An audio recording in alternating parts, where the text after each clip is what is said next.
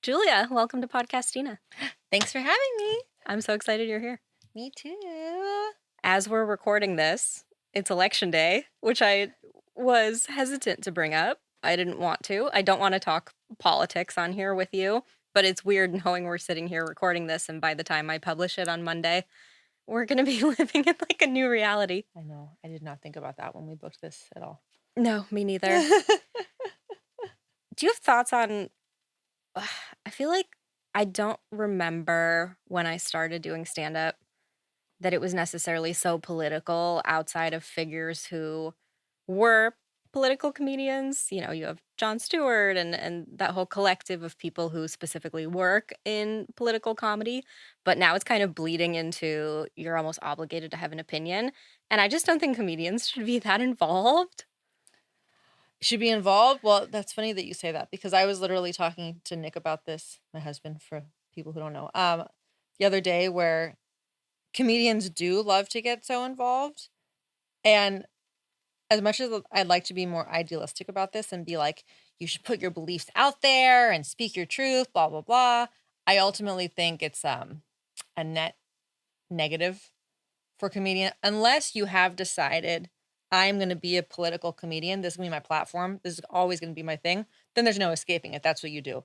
But if you're marriage and airplane humor and dating humor the rest of the year, what are you doing? Yeah. In the sense of like, you, what I mean is you are doing yourself a disservice because, so you make those posts, right? Whatever it is. I saw someone recently put up, something about if you're voting for Trump, you're a white supremacist or whatever, and is a comedian who doesn't usually do political comedy.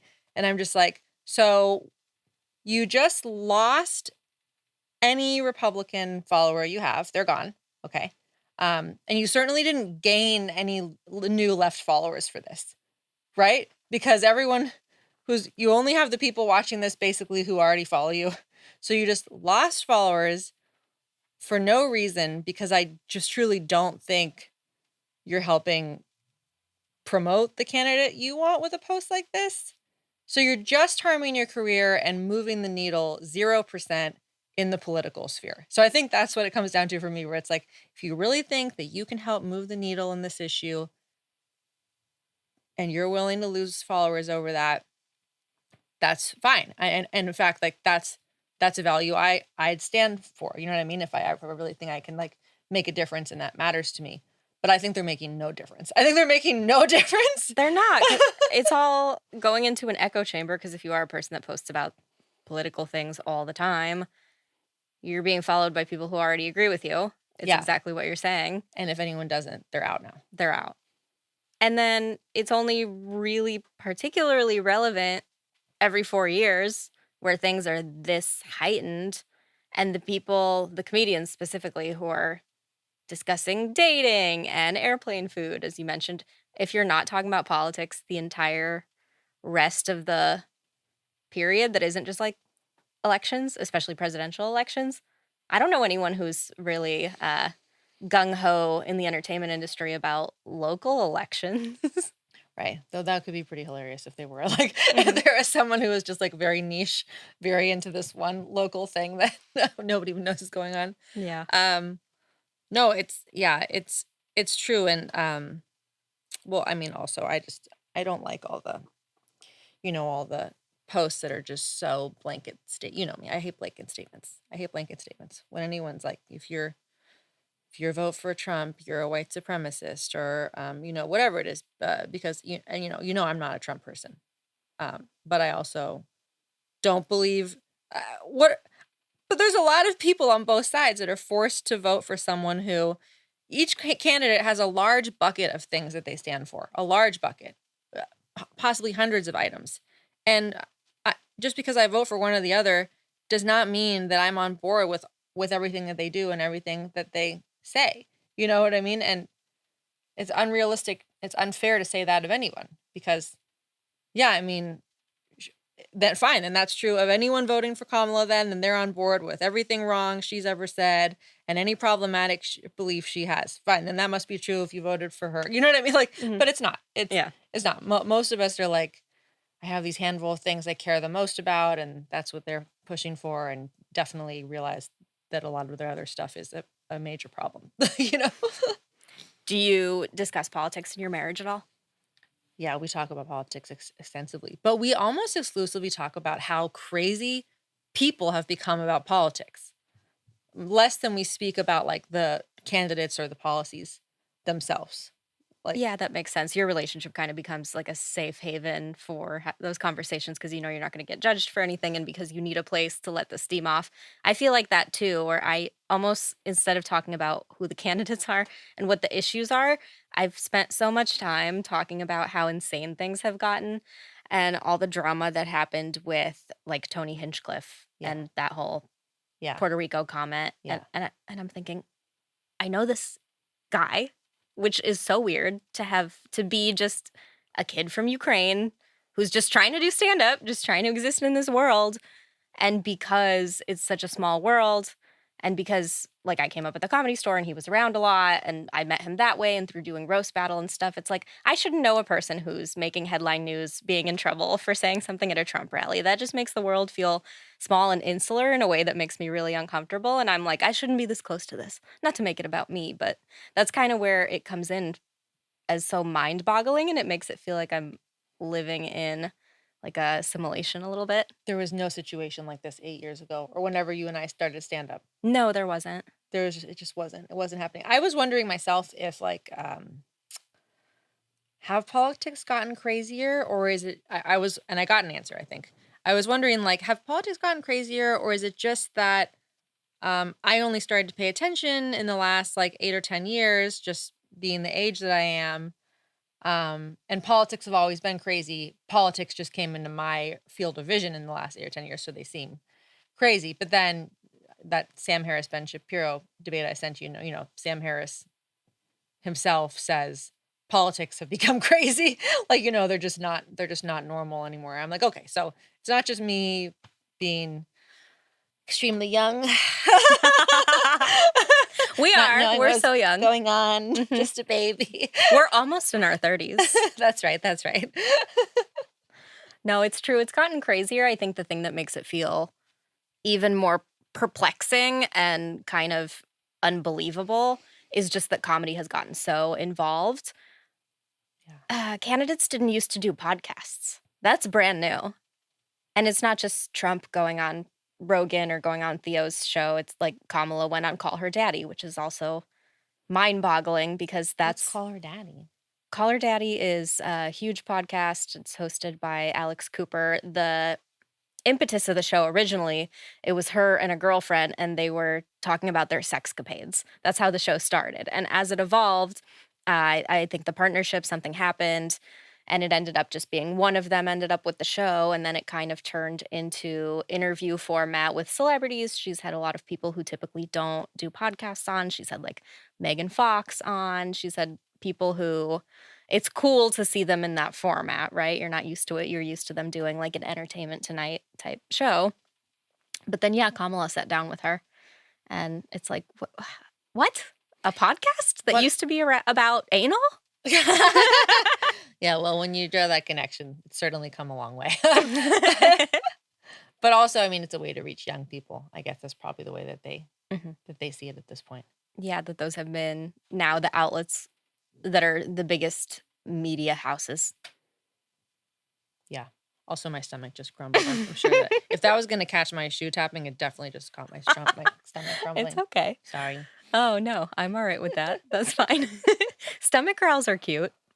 Are they? I don't know. They're I a don't little know cute. about that. They're not offensive. I haven't had a stomach growl in like 5 years, and of course that happened right now. I don't know why. They're not farting, they're not burping. I saw the trend online where guys have been baking their girlfriend a cake in celebration of her first fart in front of them.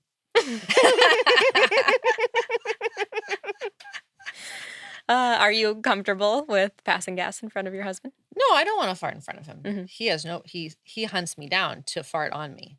So we have different stances on that. He will feel a fart coming in one room, hold it, and come find me so that he can fart right next to me. That's a declaration of war. I don't know. I think I think he's like a dog. He's just claiming me. I think, you know what I mean? Like, that's kind of, we have very different stances on bathroom stuff. Like, he goes number 2 with the door open, and I've begged him to stop doing that. Begged him. Like, and he's almost trying to, like, Smirnoff ice me with it at this point. And, like, like, in the sense where, like, his bathroom is, like, inside of the bedroom. So sometimes we'll be having a conversation across the house, and he's in the bedroom. And I know he's in the bedroom, and we're chatting and chatting and chatting.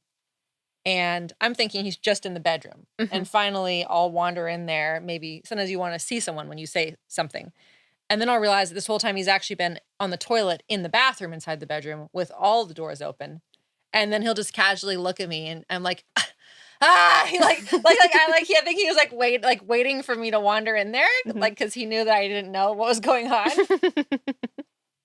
It's good that it's just his voice that carries and not the acoustics of what's happening. That's true. Very silent pooper somehow. Something else carries though. Is this the standard of topic you wanted on your podcast? It is. I love to go.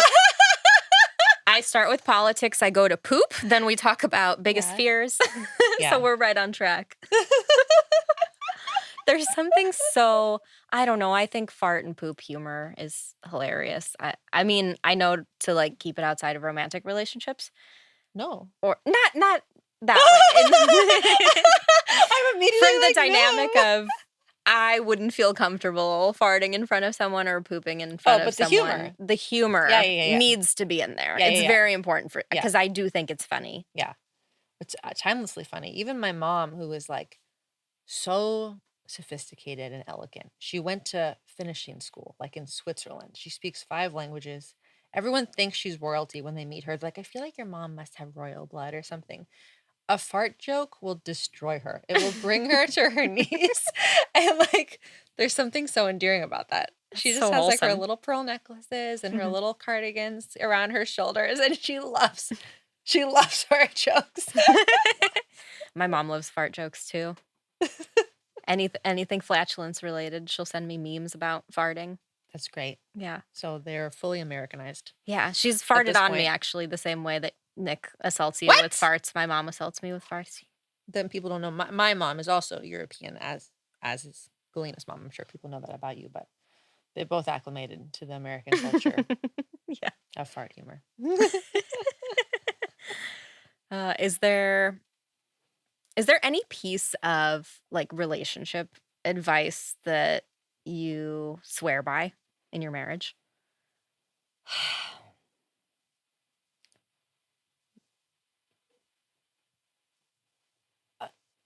Yeah, I feel like there's like a lot, but I feel like one that I had to learn, and it took me like a long time to learn, and it's also very hard to do in the moment. And I've been with Nick, and I was actually looking through photos and like going on memory lane, and I realized that it's 12 years we've been together this past summer. Congratulations. Thank That's you. I massive. know it's a long time, and I was like, I realized if someone does something and you feel angry, and maybe I'll say this. If something arises that upsets you or you feel could be a conflict, and you feel the impulse to like address it or like dig a little deeper there, or like get this argument going. We're going to argue about this. Don't right away, and then see if you still feel like it at the end of the day. And like almost every time I don't feel like it anymore. And I don't just mean I'm tired or I'm too exhausted to advocate for myself or anything like that. Like, we have a great marriage. I more just mean you realize how many things, maybe it was like you were actually just triggered. You were reading more into what they're saying than what was actually there, or they caught you at a bad moment, or you were maybe projecting something. Or ultimately you just realize like, there are so many bigger problems in life than that thing that I was going to argue with him about earlier.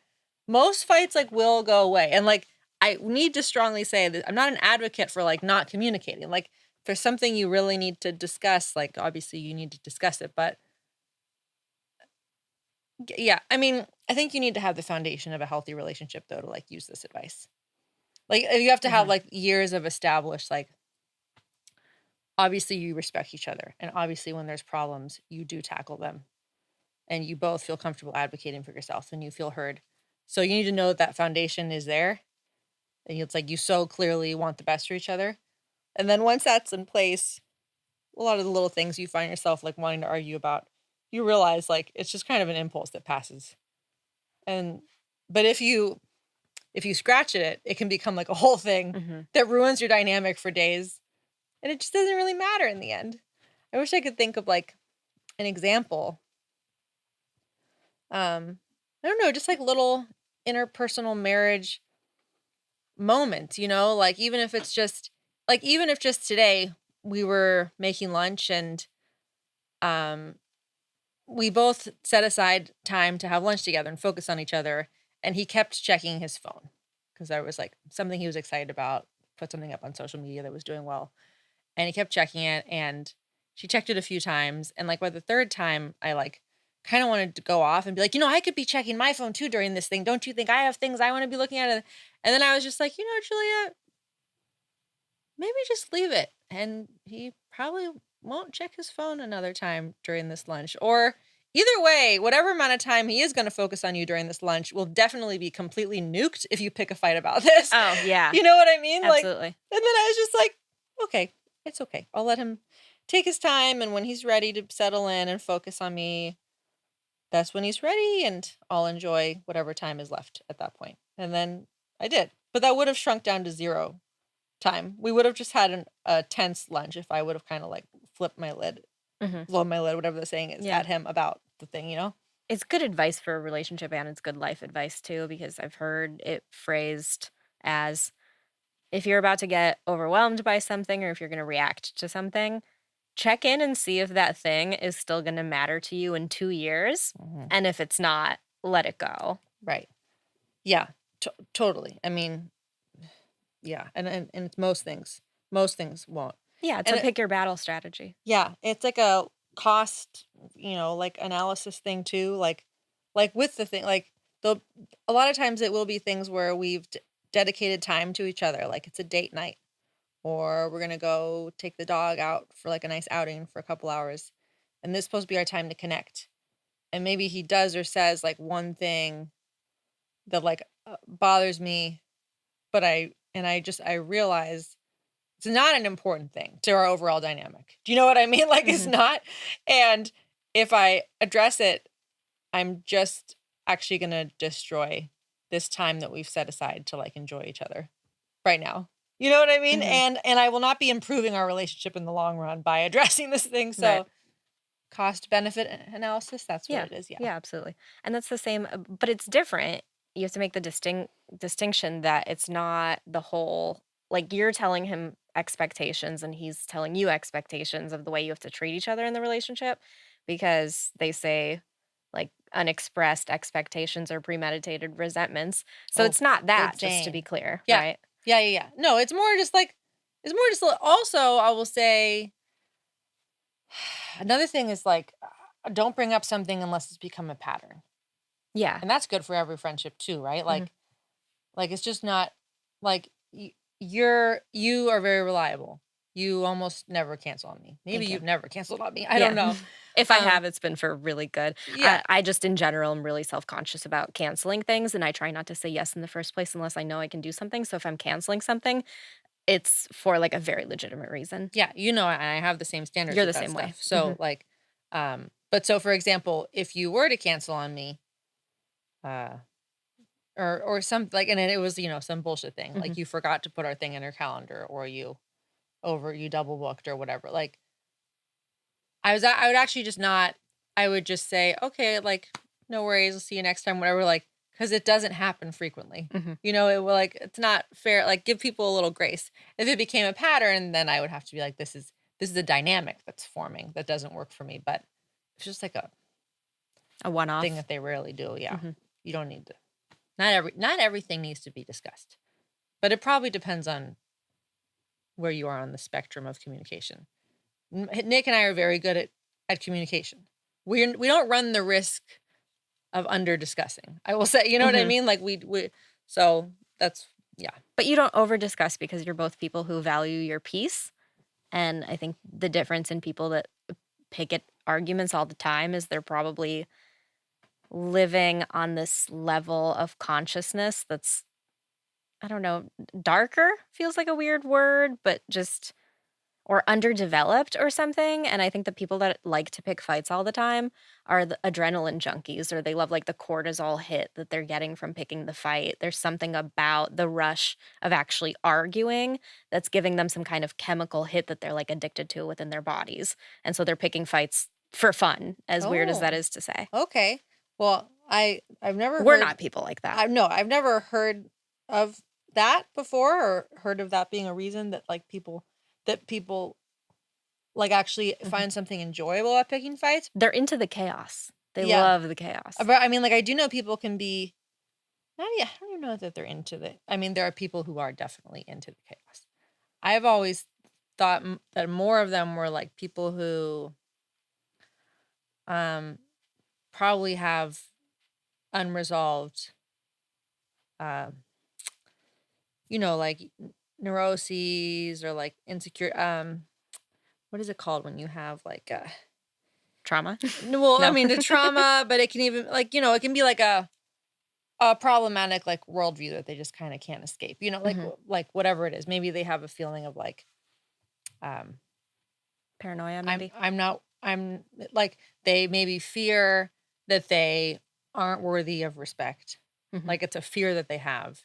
So anything that's even like could be perceived as the tiniest slight is really triggers that for them. Mhm. And then they're just like on the person about it. You know what I mean? Because it's like it's this fear that this person is confirming this fear they have about themselves. And so they just like have to come out just like guns blazing. That's the only way they feel safe in that moment. I mean, that's one of, I think, many ways people like things people could have going on. Maybe they could feel that they're not worthy of love or, that people think that they're dumb, whatever. It's like, and people can trigger that fear and then they like react to it like really strongly. But then also a lot of times, like you see people picking fights, and if you get to know the couple well, you realize they were reacting to more than met the eye in that moment. Mhm. You know? Yeah. The fight over the spaghetti means Yeah. something totally different than the spaghetti. Yeah. Like at first, the person that gets mad about the spaghetti, you're like, this person's nuts. They're so overreactive. They're nuts. But then if you spend extended time with the couple, you might learn like, who knows? Maybe the thing with the spaghetti is they asked for this type of sauce and their partner bought a different type of sauce. And you're like, it's just a sauce. What's the problem? But then you learn that there's this ongoing issue with where their partner um, makes decisions for the household and it's always what they want instead or whatever. And that's probably shown up in big ways. So now even when it shows up in small ways, it's like very triggering. Oh, 1,000%. Yeah. Is it ever okay? I mean, I think I already know the answer, but I'd love to have open dialogue about it. Is it ever okay to like interfere with not interfere with someone's relationship, but let's say you have a family member or a friend who's having relationship issues that they're always bringing to you nonstop, and now it's interfering in your personal relationship with them. Where's the line on how much you can tell people what to do in their relationship when they're coming to you for advice? Well, I mean, I guess if they're coming to you for advice, there's a difference between coming to you for advice and coming to you to vent, which most of us know at this point. You like the way there's a way to respond to one and there's a way to respond the other, and don't intermix them. You're like Yeah. nobody wants advice that they didn't ask for. So, like, do you really mean it? They're asking for advice? Advice? Yeah, or maybe they're just coming to you and you know for a fact that their relationship isn't gonna work, and maybe that's Oh, I that's the know. thing that they're avoiding. It's so hard because like it's kind of a range of like how self-aware you think this person is or like how high their emotional IQ is. Because I have mostly found that advice I give people is a waste of time Yeah, and they're just same. going to do what they want. Mhm. And they might be capable, like one day they might learn what I was saying. They might understand what I said to them, but they've like got to figure it out on their own. And sometimes they have to figure it out through years of suffering more in the same situation. They have to like learn it through the hard experience. Even though I try to tell them with my words, like, this is an unhealthy dynamic for this reason and is gonna cause this. Then sometimes people can't just like take that and be like, okay, well, then I'm gonna make an adjustment. Like, instead, you just watch them suffer for many years until they finally reach their breaking point, and then they're like, "Oh my god, this is what she was talking about," you know? Yeah. I'm trying to I almost think this is an overcorrection from how I've behaved in the past, but I'm taking this, I guess, Al-Anon approach of really not telling anyone anything anymore and Yeah, just biting my tongue so much because I'm so afraid that it's coming from a place of codependence from me. And because I think I've done so much trying to tell people not to get back together with someone toxic or, oh, why aren't you paying attention to this behavior? I've done so much of that and it has felt as if I'm talking to a wall so many times that it's kind of inadvertently ended up hurting my feelings. So now my overcorrection is yeah. just to say absolutely nothing at all unless someone explicitly asks me.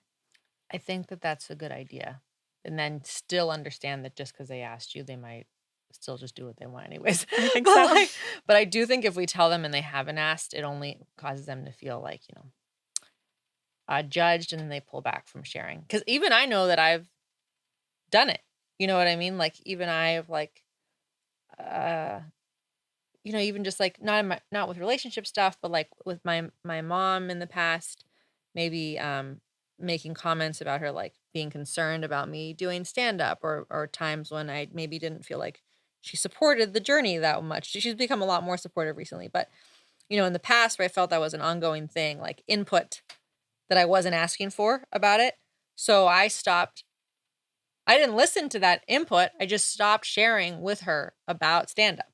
You know what I mean? Like, Mhm. that was the result of that, so I can't, I can't criticize people for reacting like that to unsolicited feedback or input if that's personally how I've reacted. So, and whether or not it's warranted or not, people will like I still to this day, like I still do stand up and I love stand up and it's going relatively well. So I feel that the input was not warranted or like valid per se, but even when it is valid, if they're not ready to hear it, they're just going to stop sharing with you about that thing. Yeah, and then it's just gonna cause a rift in that relationship. Yeah, that's all that happens. And then they feel like they don't have like support and yeah, I think but I know you said what if it's impacting the type of friend that they're being to you or your relationship with them? I mean, then you have to create boundaries with that. And sometimes people figure it out though. I've known people who like started to detect, they're like, I talk about this too much, don't I? You know what I mean? Like, Yeah. and that's like such a blessing when people figure that out on your own. You're like, oh, thank God. Because I really couldn't tell you that. That would have made you feel, that would have been so hurtful for me to be like, I can't talk to you about this anymore. So I'm just glad you figured it out. Mhm. I take a page out of one of my friends has been in several 12-step programs, and I've seen what it's done for her. Not that that's the only path to recovery or anything like that, but I see how she handles when she doesn't want someone to tell her something. She goes, "Mm." I've Oh. taken that page out of her book, and when someone's droning on about something I don't want to hear about, I catch myself going, "Hmm." I'm really grateful because I don't think I've ever heard that noise come out of you around me. Thank God. Yeah. You're not one of my friends you're one of my least not just least problematic because that makes you sound like you are problematic, It but actually just sounds like all your friends are super it problematic. does, I was it's like, "Why do horrible. you say that?" No, no, I'm happy to report they mostly are not, I've Lena's friends are shit fires. my friends are dumpster fires. Shit fires. That's a new term I've made up. I like shit You can fire. have it, Gen Z, if you like it.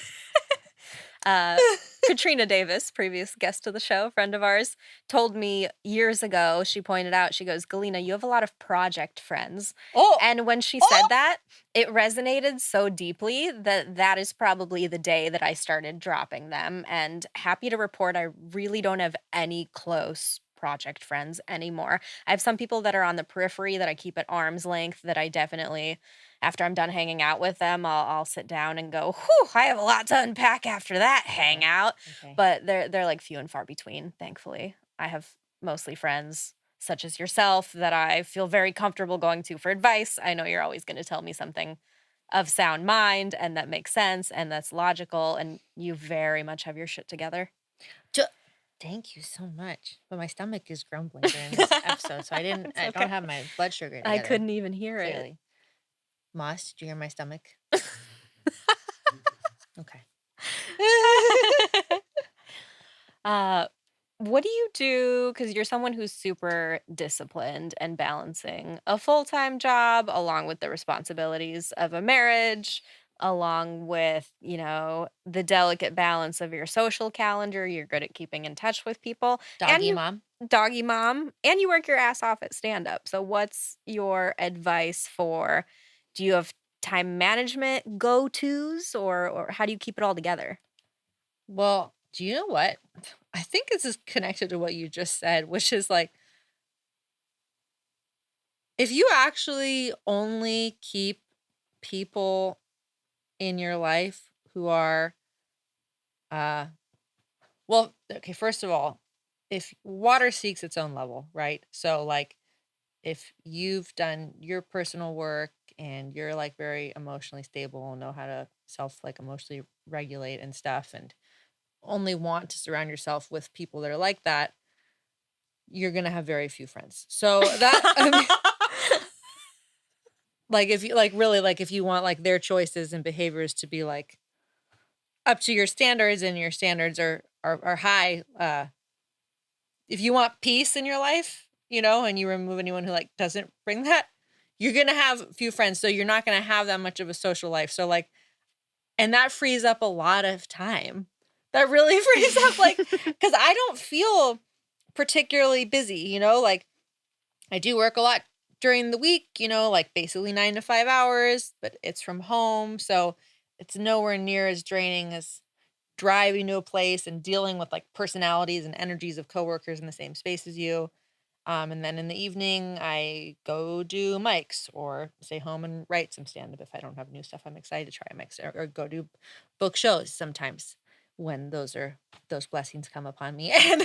Um, and then on the weekends, like, I try to see a friend a week, usually on the weekends. And the truth is, like, in LA, I probably have, like, literally 4 friends that, like, it's important to me to see, like, on a monthly basis, and that's not that many, and that's very manageable, like, with the Mhm. with the schedule I just described. Like, I feel like you and I hang out, like, once a month-ish, and I think it's when people have a lot of social noise that they allow in their life that's probably when it feels.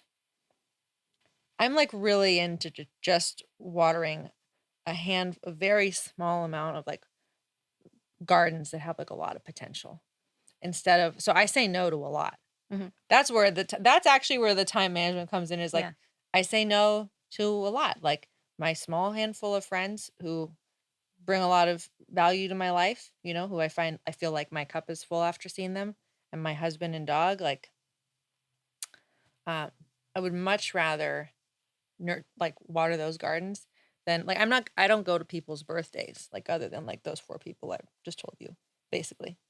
'Cause I'm uh, because I'm 'cause what am I doing? Do you know what I mean? Like, I Mhm. just feel like I'm going and, like, putting, like a spritz of water on a fucking dead desert when I do Yeah. something like that, where Yeah. I'm just like, "Well, I'm just gonna go have 80 one-minute conversations with a bunch of people I'm never gonna see again." Like, I would much rather take that time to see you, or have a date night with my husband, or have a self-care night to myself. So, I'm, like, I'm maybe I know, like, some people might say I should be out more at stuff, and I'm like, I haven't really seen it holding me back, that I say no to all these Mhm. social things. I don't go to the big club parties for the most part. I don't know, I like, quality over quantity, I guess, with friendship, and, like, I'm, like, I'm very adamant about that, so then it doesn't take up that much time. Long answer, sorry. No, it's good, and you answered the next question I was gonna ask you, which is, how are you good at saying no? Like, what made you comfortable to say no? Because I think that's a massive hurdle for people to get over, particularly if there's some people pleasing going on, Yeah. or there's that sense of loss that, what's the acronym they say? FOMO. FOMO, Yeah, right? If yeah. there's that with the club parties or different birthday parties, different social events. So, what is your not just justification for saying no, but you don't worry about hurting people's feelings? Hurting their feelings? I mean, I don't think I even have the power to hurt anyone's feelings who isn't close to me, That's great. Yeah. right? Yeah, absolutely. Because I mean, that's how I feel. Like, like the number of people who have could hurt my feelings, I could count on one hand. Like, it would hurt my feelings if you chose to not come to my birthday because instead you wanted to stay home and have a self-care night. Do you know what Mhm. I'm saying? Of Like, whatever. course. Like, Yeah. obviously, like if you have a show where you already said yes to something else prior, that's that. But like, that would be like, oh, but we're close friends, and I only have one birthday a year. But if I invite someone who I barely see and they say no and don't even give me an explanation, I don't even like think twice about that. And they don't, it depends on the level of the relationship and like Mhm. what is. Oh, like if you invite me to your birthday, it would be really, like, flippant if I was like, "Can't make it, thanks for the invite." You'd be like, "What the fuck?" Like, oh, as if we don't talk, like, on the regular. Uh-huh. Like, you're just gonna act like we don't know each other, so Yeah.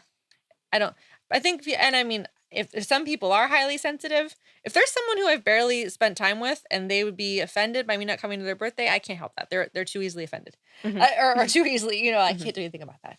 Um, And you're not responsible for their feelings, but that's yeah. a piece of wisdom that a lot of people don't arrive at or arrive at much later is that we're not responsible ultimately for other people's feelings. And I notice I'm trying to be better at this myself. And I notice other people doing it to me that when they say no, or when I've said no in the past before I've worked on this, my no has been kind of saturated in excuses and padding and sugarcoating and all this stuff where it's like the no is almost getting lost in the weeds rather than just saying, thank you for the invite, can't make it. Yeah. Short and sweet. Yeah.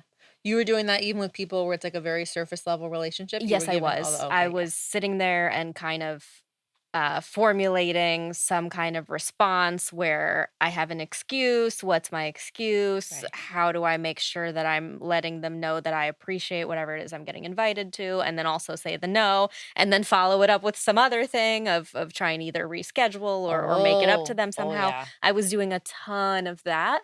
I actually just had this breakthrough with my therapist very recently, even though I've been working with her for years. I tend to ignore all my dad stuff in therapy because I've kind of been like, no, you know what? I'm healed from it. I figured it out. I've accepted that he is who he is. And then I recently had this breakthrough that he's definitely on some sort of undiagnosed autism spectrum. Without having a diagnosis, I'll never fully understand it, but I kind of grew up dealing with his sensory sensitivity stuff. So anything that I did that was normal behavior, chewing, being a loud kid, singing, all these things irritated him so much Mm. because he had all these sensitivity issues, like sensory stuff. And I kind of now accidentally have become a person who's so worried about annoying people with things that are just blatantly not annoying. Like when you were eating your quesadilla in the bathroom in Las Vegas? We have to tell that story right now, okay? Galina and I went to Las Vegas to do a gig at the EDC campgrounds, and we shared a hotel room, and I go to bed at 10 p.m. I'm an old lady, and she went and enjoyed the I went to the fest, rave. as you should, and did festival activities. Uh-huh. All I'll say about that. And Came I home at I get home 4. it's like 4 in the morning, I get up to pee, and I go in the bathroom, and Galina is in the bathroom. I'll give it to her after what she'd been up to that night. She had fully taken off all of her makeup and body gems, and it was quite an elaborate outfit. So it's Mhm. a lot of time to get like fully ready for bed. And you're in your little matching PJ set, which is very cute. I did not know anyone our age had those yet. But you have a full matching PJ set, button up shirt and the shorts, and you're eating your Taco Bell like over the sink, like so quietly because you didn't want to wake me up, which is very sweet. That's so but like even like in the state of mind you were in from Drugs. mind-altering Yeah. things you'd enjoyed, to Festival be in a drugs. place where you were even then still Mhm. worried, like, even able to think about if you were gonna Mhm. bother someone by eating Taco Bell in the room with them while they're sleeping. I got so sick that night because I took something that, I don't know, there was something wrong with it, and I had drank on top of it, so I was vomiting before that too, Oh, and so this quesadilla was, like, giving me oh. life, but no matter even when I'm partying, I'm still partying in moderation, weird as that it sounds.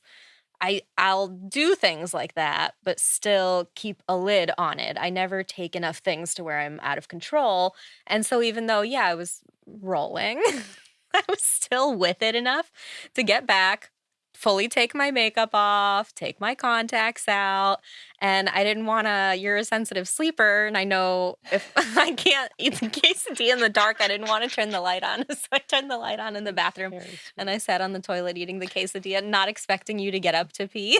Oh my god, that's so You wouldn't have funny. even caught me if you hadn't woken up to go to the bathroom. But I'm so glad you did because now that's a It was great such a story. sight to see because I immediately understood everything that had happened when I saw you standing in there, and it was so funny. There's so many reasons why we get along and have a good friendship, but one of my favorite things about you is you also suffer from cute aggression, just like I do. Oh, cute aggression, yes, yes, yes, yes, yes.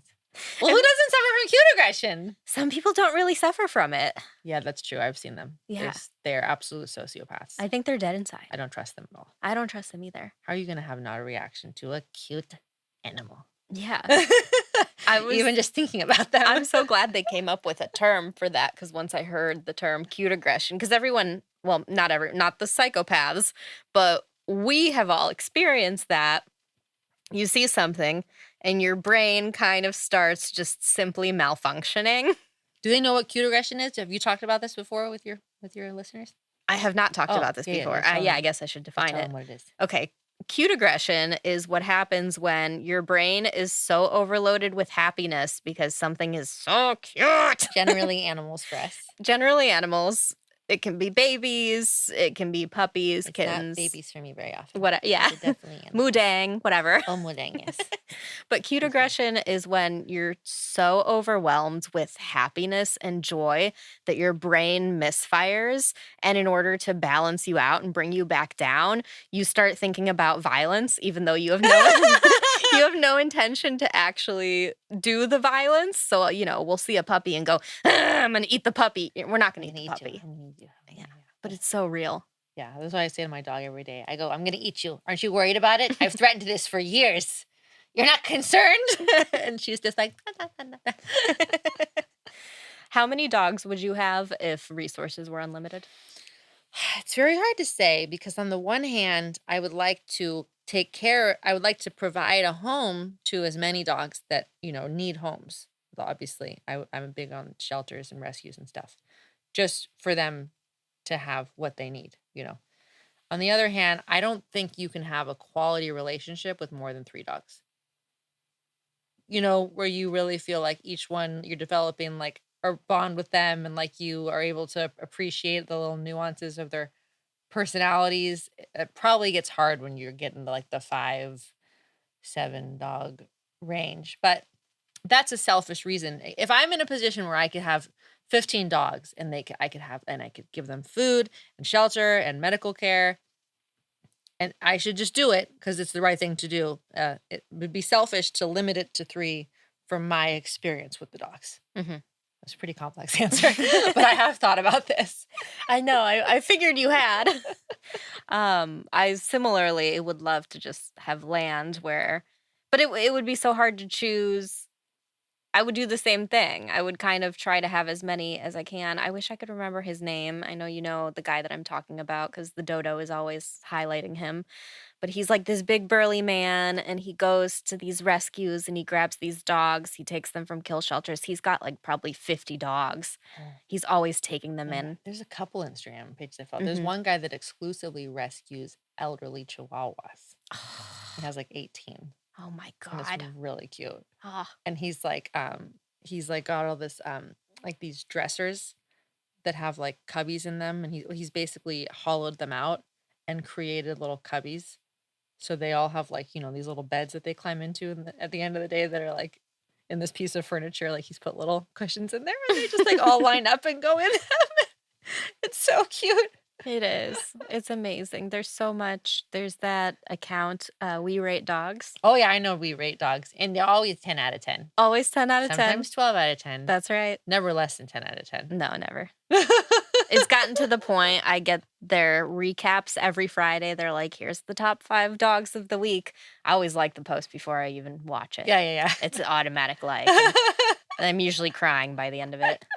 Oh, man, if people send me a video that's, like, a sad story about an animal, then people know enough to not send me one that's exclusively sad, but even the ones where they think I like a video where it's, like, a 5-minute devastating story about this dog's life that has a happy ending, and I'm like, "Don't send me this shit, okay? No, I don't want this. You're just ruined my day with the, what, I don't with this, uh, they're okay? Okay, that's great. That's all I need to know. I can't do this 5 minutes of they were found, and I'm not even gonna put you through the things people send me. I can't do that either. I do automatically skip past the ones that seem like they're gonna be sad or be about the abuse because I'm so afraid that the algorithm is then gonna give me more of that, Oh and my I gosh. don't have the bandwidth for it. Literally, I would go insane. I would probably go insane. When my last dog passed away, I, like, didn't get out of bed for 2 weeks. Yeah. And part of me was like, I think I have to be moved to some sort of an asylum at this point. And then I did recover, but, like, I can't. Same, but then we sign up for it again. Oh, yeah. It's just like babies. How moms have babies, and it's so painful, and they're like, "Never again!" And then, like, 2 years later, they're like, "They're so cute. Let's do it again." There's a biological mechanism that happens with women after they give birth where the oxytocin or whatever it is that releases in your brain actually does make you effectively forget how bad the labor was, Oh. which I'm sure is by design so that Mhm, you do have more babies. mhm. And we're lucky that we live in a time where you don't have 12 kids and 6 of them die and that's normal. Oh my gosh. Sorry, I shouldn't laugh at that, but that's, No, like, it's so crazy that used to be our system. it used to be the system is you would just have a bunch go, well, some will survive, great. And it's almost similar to what you were saying with, oh, you couldn't really bond with more than 3 dogs. I can't believe these households where they're having so many kids. The second the kids start outnumbering the parents, I'm like, "You're in trouble." At 3, I'm like, "You're in trouble." Yeah, How are you managing at that? 3, yeah, yeah. Well, you can't have a quality relationship with X. I mean, 3 is probably fine, but I think in the 4 and up space, you're gonna have a hard time having a quality relationship with all of them. They're not even building cars to accommodate families that big. No, that's true, and I would argue, like, I would almost, like, I almost feel like some people have a lot of kids because 'cause they're just like, "Oh, well, I'll probably only wind up having a good relationship with some of them, so I'll just have, like, no, I don't know if they think that. But with the thing where they were having, like, 12 kids because 'cause they're like, "Well, only 6 will survive," I'm wondering if you would've just had, like, 6, would you have then been able to dedicate all your attention and resources to them, and then they would've just all survived? Do you know what I'm saying? Like, Probably not in the 18th century when oh, they were just catching dysentery from stepping outside. oh, well, I'm not up on my history, so I wasn't sure what was killing them all off, if it was a coyote problem or I don't know, I'm biased, like, I have 2 stepbrothers now, but I was raised an only child, so I'm very pro only child households, and I know people think we're weird, but I swear we're not. I don't think you're weird. There's It stigmas it is against only miraculous that children, you're not weird. isn't it? I'm a little weird. I guess maybe it's miraculous, but then, like, but I mean, I know siblings who are weird, and I know only children who are normal, and then I also other way around, you know? I did feel really judged for being an only child growing up. It's not even you can't it's not your fault. I know it's not my Like, fault it's at not all. you haven't done you didn't choose that? Yeah. Oh my gosh, that's so But it funny. was a thing where I would announce it to people and there was a reaction. There were Oh, assumptions man. made. You were such a cute kid. Your little kid pictures give me cute aggression. Do they? You are? You such a little like you're little you look exactly like you look right now, but just, like, small. Yeah, It's it's so 'cause cute. Soviet people have just a little bit of moon face, and so we What's always look that? moon face is when, okay, this is I'm about to make a blanket statement, even though you said you don't like blanket statements at the top of the episode. However, we talked about Ohio face the other night. we were talking about Ohio I face. thought it was useful. Put a pin in that. We'll come back to Okay, it. sorry. I was trying to think. So I can always spot another Soviet person, whether they're Russian, Ukrainian, whatever. I can spot one in the streets from 200 feet away. Easily spot one, recognize them right away. I'm always right when I'm like, that's a Soviet sister. I'm always correct. We all kind of look a little bit alike. And as I was trying to figure out what that was, I realized we have features for the most part that are pretty small compared to how much face they're on. So this is where I see. the Okay. moon face comes in. I getcha. Yeah. Yeah. Like think about How much face? we all just kind of look a little bit like, okay, don't I look a little bit like Zelensky, Who's that? the Ukrainian president? Can you remove this part of the podcast? I'll cut that out. I'll cut that.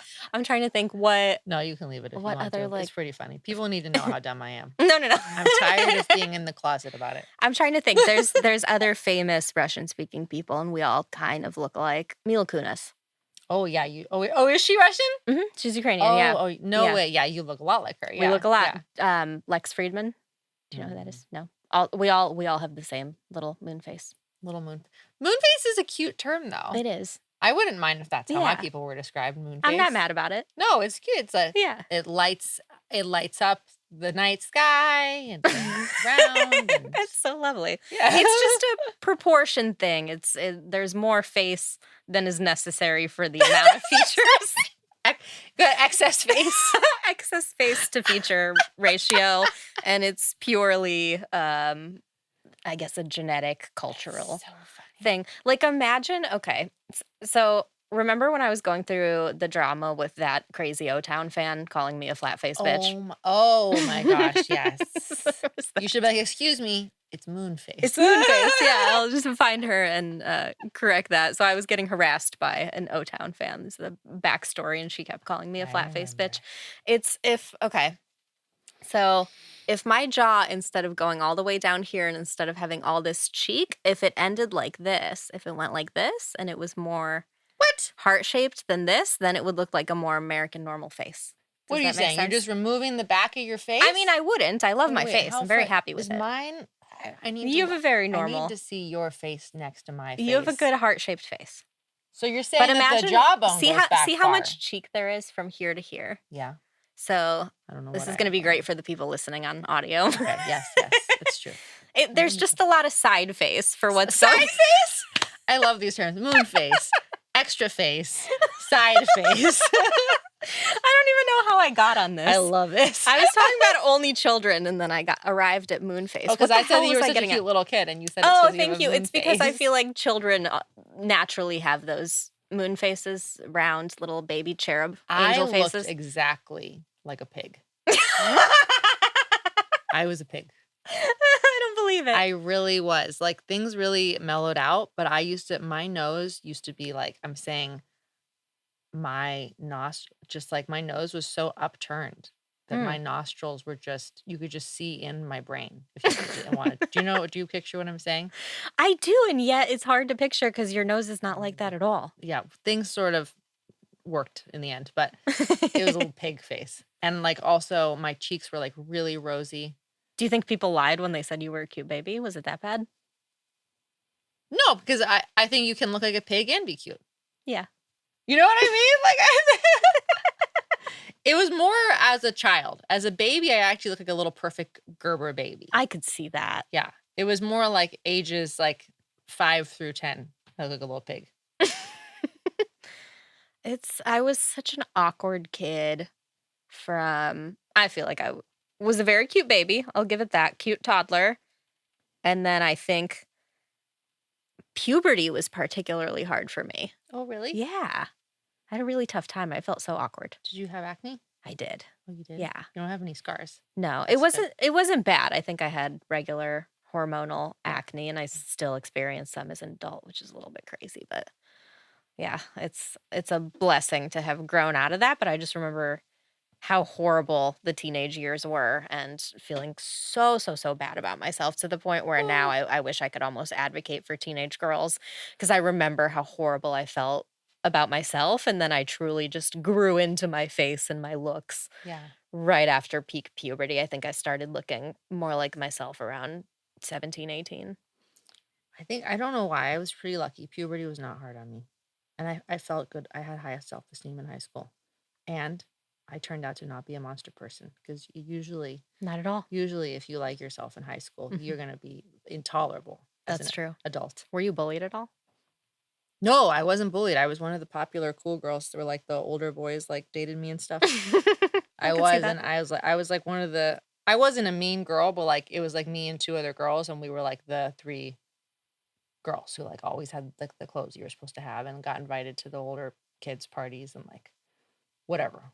We were the cool girls. Well, it's a miracle you turned out to be a gem. This is because my parents had a nasty divorce, so that Oh. helped a lot. That really mellowed things out. That was just at the 11th hour. I was like a junior in high school, living on cloud 9, and then everything went to shit, and that really gave me some grit and some humility. Just brought me down to reality, mellowed me out. Yeah. Well, Julia Austin, I could talk to you all day. Tell people where they can find you, what you have coming up. Yes, yes. I'm on Instagram at Julia Austin Was Taken. And I'm on YouTube at Julia Austin Comedy, and I know that they're supposed to be the same handle, but I am still getting those things together. What do I have coming up? Well, I don't know when you're gonna be posting this. It's Next not week. okay, so then in that case, we'll just have to wait. But, I mean, I have shows coming in up in, like, December and stuff, so those will Perfect. all be on Instagram. Yeah. All right. I will put all of your info for everybody to find in the show notes. Thank you so much for doing the show. Thank you for having me. Thanks, everybody, for listening. Bye.